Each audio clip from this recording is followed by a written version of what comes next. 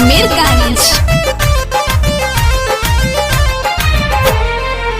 दुख ससुरा में होता ते ज्यादा, बात तुहरा न तुमको बुझाता।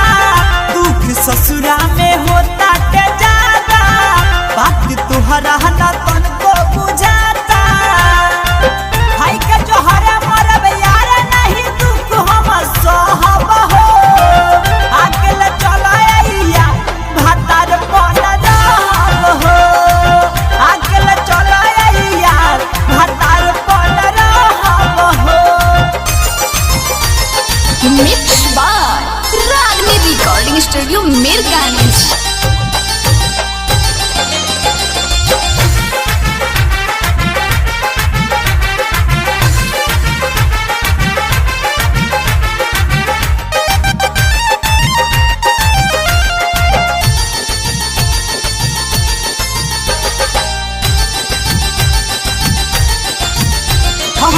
निक न लागे तोहरा हो बिना, ससुरा भसुरा भातार हो। निक न लागे तोहरा हो बिना, ससुरा भसुरा भातार हो। फीका फीका सगरो लागेला, बड़ी जब सिंगार हो।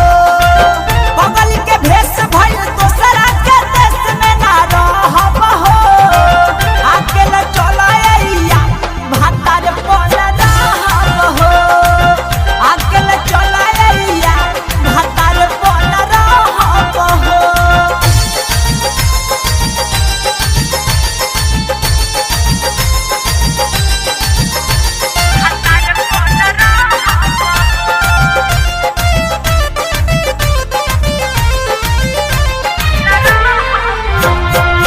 निक न लागे भतरा के बोली, बोले जब में हर हो।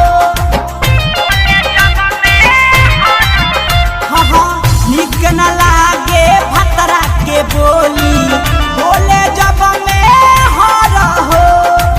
सटे जब हमरो पजरिया, एहिया जाला जर हो।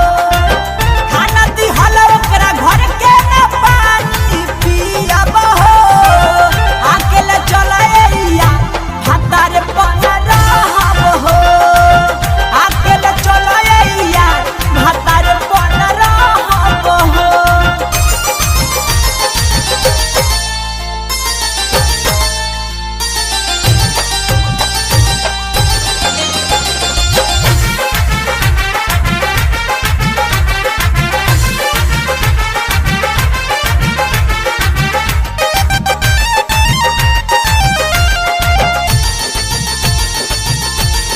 मिक्स बाय रागनी रिकॉर्डिंग स्टूडियो मीरगंज।